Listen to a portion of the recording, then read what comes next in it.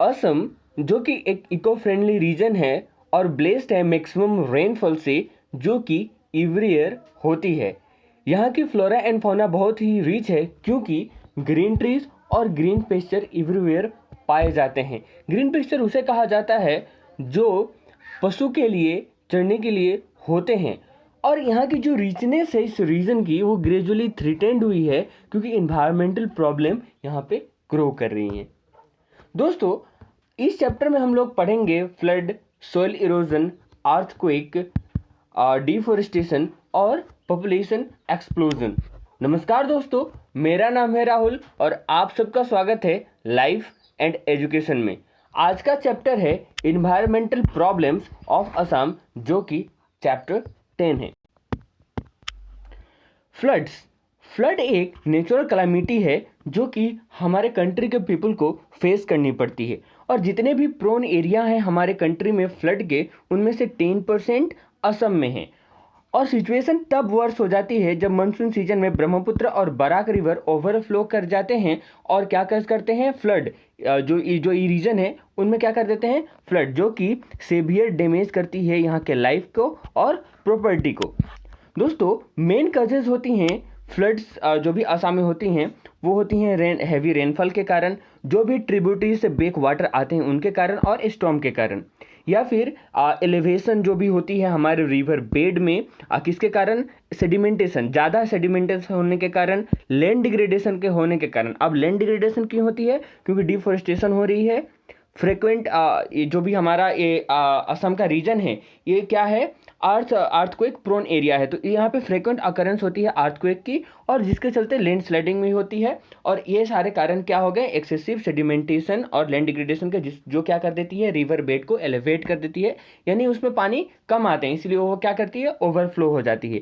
Improper drainage system के कारण जो भी वाटर वेज होने चाहिए रेल और रेलवे, रोड और रेलवे क्रॉसिंग्स में, उनमें लेक होना, या फिर जो भी हमारा लैंड यूज़ है उनमें कंट्रोल नहीं होना, ये क्या करते हैं, कॉज करते हैं फ्लड्स को असम में।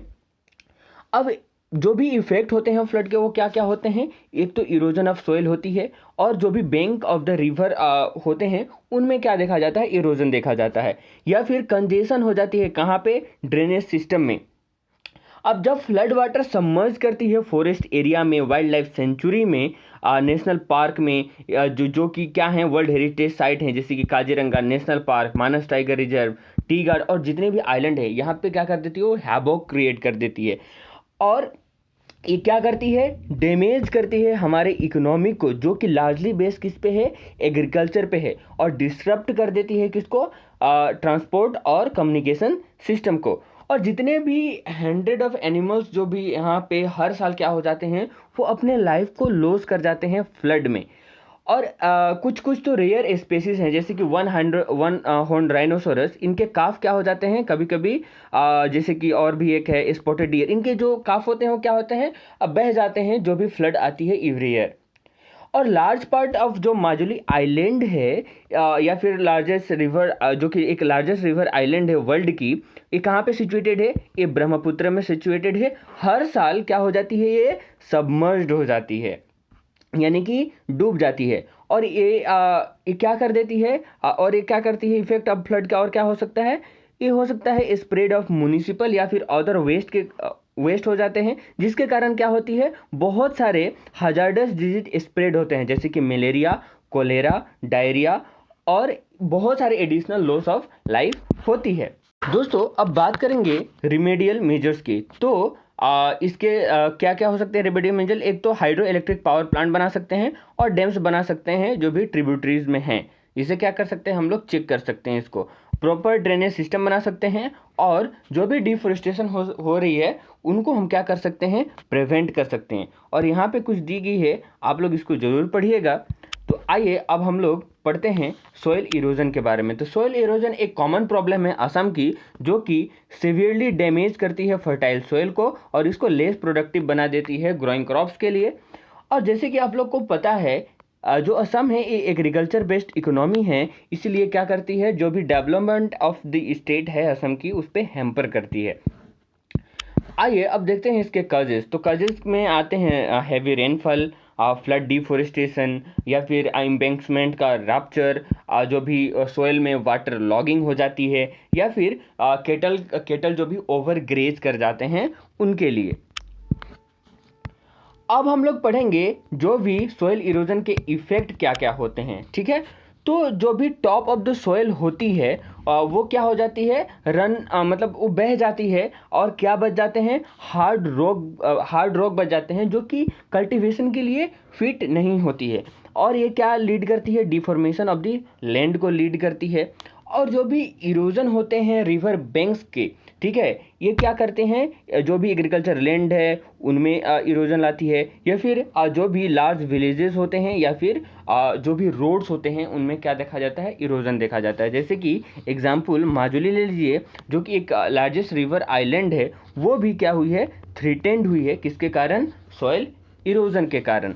आप लोग यहाँ भी देख सकते हैं, सुंदर से एक बार पढ़ लीजिएगा इसको। आइए अब देखते हैं रेमेडियल मेजर्स को। तो रेमेडियल मेजर्स किस किस कारण हम लोग कैसे कर सकते हैं, एफोरेस्टेशन करके कर सकते हैं, या फिर जो भी ओवर ग्रेजिंग हो रही है उसको चेक करके कर सकते हैं, डैम्स को कंस्ट्रक्ट कर सकते हैं, या फिर जो भी हमारे एग्रीकल्चर प्रैक्टिसेस है उसको चेंज कर सकते हैं, जैसे कि क्रॉप रोटेशन कर सकते हैं, स्ट्रिप क्रॉपिंग कर सकते हैं, या फिर जो भी अर्ली जो भी मैच्योरिंग वेराइटीज़ है उसको यूज़ में ला सकते हैं, जो भी काउंटर प्लोइंग कर सकते हैं, टेरेस बना के, और जो भी काउंटर बंडिंग बनाई जाती है खेत करने के लिए उसको कर सकते हैं, या फिर जो शिफ्टिंग कल्टीवेशन हमारे असम में बहुत जो भी हमारे ट्राइबल भाई बहन हैं वो करते हैं, तो उसको थोड़ा चेक किया जा सकता है। और क्या किया जा सकता है, प्लोविंग जो होती है लैंड की वो राइट डायरेक्शन में करके हम लोग इसको ठीक कर सकते हैं। अर्थक्वेक तब होती है जब आर्च की ब्लॉक सडनली स्लिप हो जाती हैं पास टू वन अनदर, और जो सरफेस स्लिप होती है जहाँ पे होती है उसे क्या कहा जाता है, फॉल्ट या फिर फॉल्ट प्लेन। और जिस लोकेशन पे होती है उसके बिलो जो आर्च सरफेस होती है उसे क्या कहा जाता है, हाइपो सेंटर कहा जाता है। और जिस इसकी जो एबोव सरफेस होती है, डायरेक्टली एबोव जो उसके ऊपर सरफेस होती है उसे क्या कहा जाता है, एपी सेंटर कहा जाता है। असम लोकेटेड है एक जो इंडिया की अर्थक्वेक प्रोन एरियाज में, और यह एक्सपीरियंस फ्रिक्वेंटली करते रहती है माइनर अर्थक्वेक्स को। और एक सबसे बिगेस्ट जो अर्थक्वेक है असम की वो हुई थी 1950 में, जो कि डिस्ट्रक्शन की थी लाइफ और प्रॉपर्टी को इन द स्टेट।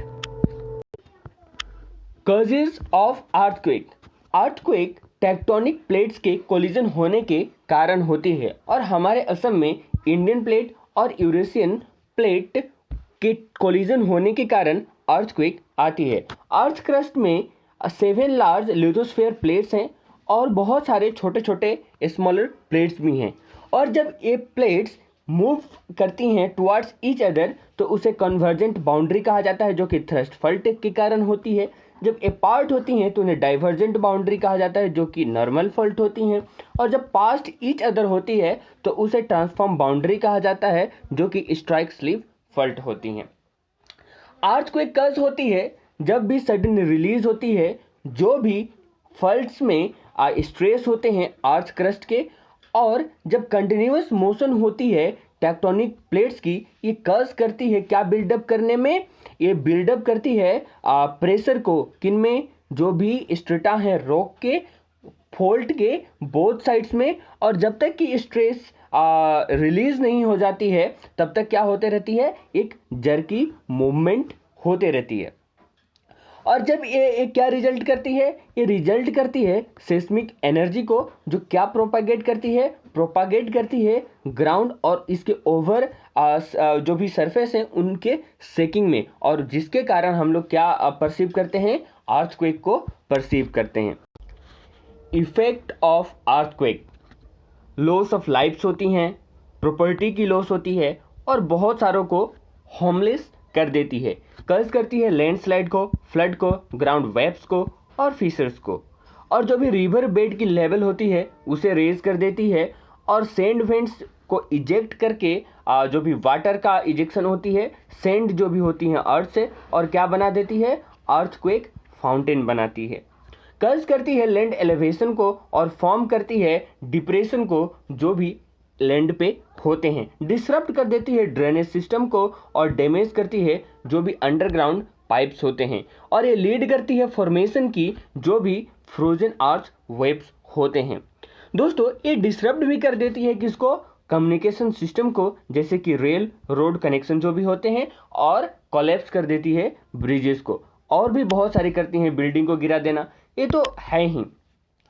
दोस्तों अगर रिमेडियल मेजर्स में बात करें तो कोई भी परमानेंट सोल्यूशन नहीं है अर्थक्वेक को प्रिवेंट करने के लिए, लेकिन तो हम लोग प्रिकॉशन ले सकते हैं जो भी इम्पैक्ट होती है उसको रिड्यूस करने में। तो वो क्या हो सकती हैं, जब भी अर्थक्वेक आए उससे पहले हम लोग क्या कर सकते हैं, हम लोग अपने स्पेस को सिक्योर करके रख सकते हैं, प्लान रख सकते हैं कि कैसे हम लोग सेफ रहें, जो भी डिसास्टर सप्लाईज होती हैं उसको ऑर्गेनाइज करके रख सकते हैं, और जो भी फाइनेंशियल हार्डशिप होती है उसको मिनिमाइज हम लोग करके रख सकते हैं। अच्छा, अर्थक्वेक के ड्यूरिंग में हम लोग क्या कर सकते हैं, हम लोग जो भी जैसे कि टेबल हुआ, जो भी मतलब ज़्यादा स्ट्रॉन्ग चीज़ होती है उसे हम लोग क्या कर सकते हैं, ड्रॉप कर सकते हैं, उससे हम लोग कवर कर ले खुद को, और क्या कर सकते हैं, उसको पकड़ के रख सकते हैं, और हम लोग कर सकते हैं जो भी सेफ्टी होती है उसको इम्प्रूव करके रख सकते हैं।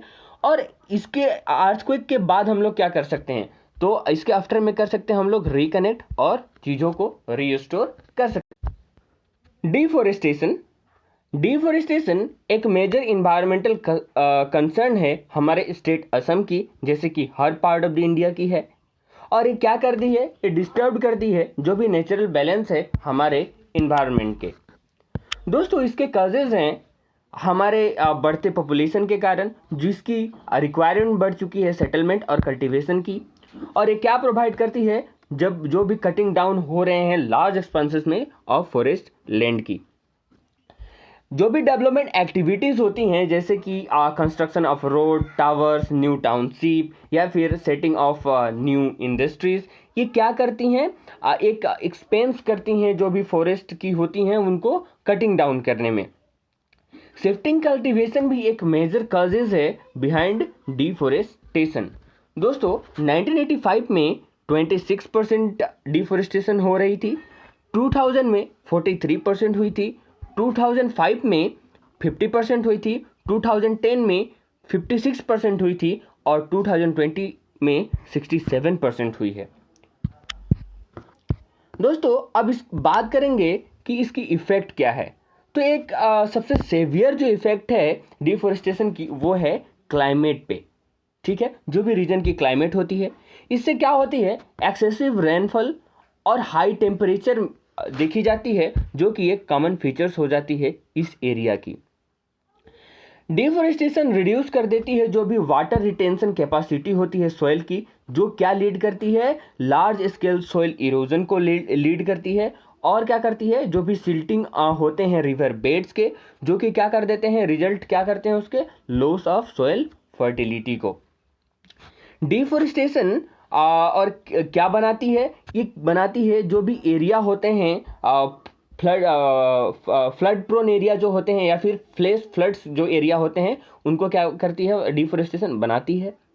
डिफॉरेस्टेशन कर्ज करती है जो भी प्रेसियस फ्लोरा एंड फौना है हमारे रीजन की, उनमें लॉस, और एज रिजल्ट क्या हो जाता है, डिफॉरेस्टेशन जितने भी वाइल्ड एनिमल्स हैं जैसे कि एलिफेंट, ये क्या करते हैं, इंट्रूड करते हैं, यानी कि आते हैं कहाँ पे, विलेजेस और सिटीज़ में, किसके सर्च में, फूड, ताकि वो लोग अपने जीवन को चला सकें, और उसके चलते क्या हो जाती है, क्या कर्ज करते हैं वो लोग, डिस्ट्रक्शन, जो भी हमारे ह्यूमन सोसाइटी की लाइफ है उसमें डिस्ट्रक्ट करते हैं, जो भी हम क्रॉप्स लगाते हैं उनको बर्बाद कर देते हैं, प्रॉपर्टी को बर्बाद करते हैं, जो कि हमारा ही किया धरा होता है।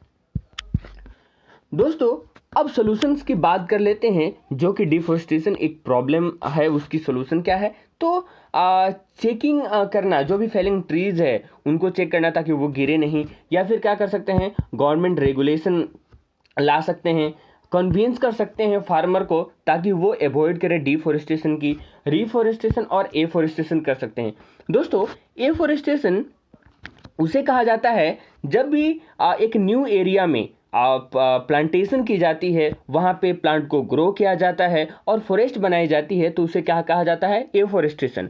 और डिफॉरेस्टेशन उसे कहा जाता है जहाँ भी पहले तो फॉरेस्ट हुआ करती थी, लेकिन तो वहाँ पे क्या हो गई है? डिफॉरेस्टेशन हो गई है। तो उसे क्या कहा जाता है? जब भी वहाँ पे हम लोग पेड़ लगाएंगे तो उसे कहा जाता है रीफॉरेस्टेशन। इंटरनेशनल प्रोजेक्ट्स ला सकते हैं और हमारे जो कंजम्पशन बिहेवियर है डेली लाइफ के, उसमें चेंज कर सकते हैं। पीपल लोग को एजुकेट कर सकते हैं और एक दूसरे को कन्विंस कर सकते हैं इसके जो भी डिफॉरेस्टेशन के कारण है उनमें। दोस्तों, अब हमारी अंत जो आती है इन्वायरमेंटल प्रॉब्लम जो असम की है, वो है पॉपुलेशन एक्सप्लोजन। असम भी फेस कर रही है एक रॉबस्ट ग्रोथ की, इसकी पॉपुलेशन की रेस्ट ऑफ इंडिया के जैसे ही। भले ही ग्रोथ ऑफ पॉपुलेशन की बहुत सारी एडवांटेज हों इकोनॉमिक एडवांसमेंट में इन द स्टेट, लेकिन तो एट द सेम टाइम इसके बहुत सारे डिसएडवांटेजेस अटैच हैं इसके साथ। दोस्तों, पॉपुलेशन एक्सप्लोजन किसके कारण होती है? हाई बर्थ रेट के कारण एक तो होती है, और क्या होती है? जो भी नाइबरिंग स्टेट्स की माइग्रेशन होती है स्टेट में, उसके कारण होती है। इसके इफेक्ट क्या हो सकते हैं? एक तो जैसे कि ग्रोथ ऑफ पॉपुलेशन जैसे होती है तो क्या बढ़ती है? डिमांड बढ़ती है फूड मटेरियल्स की, जो कि क्या कर देते हैं? फॉरेस्ट लैंड को डिस्ट्रॉय करने पे मजबूर कर देते हैं, ताकि वो मिट्टी अवेलेबल हो पाए किसके लिए? जो भी कल्टीवेशन ऑफ क्रॉप्स हैं या फिर हाउसिंग और उनके सेटलमेंट के कारण। दोस्तों, आप यहाँ पे देख सकते हैं कैसे 1901 से 2011 तक हमारे जो स्टेट असम की जो पॉपुलेशन है ग्रो हुई है। वीडियो अगर अच्छी लगी तो लाइक कर दीजिएगा, दोस्तों के साथ शेयर कर दीजिएगा, और आप चैनल में नए हैं तो ज़रूर सब्सक्राइब कीजिएगा।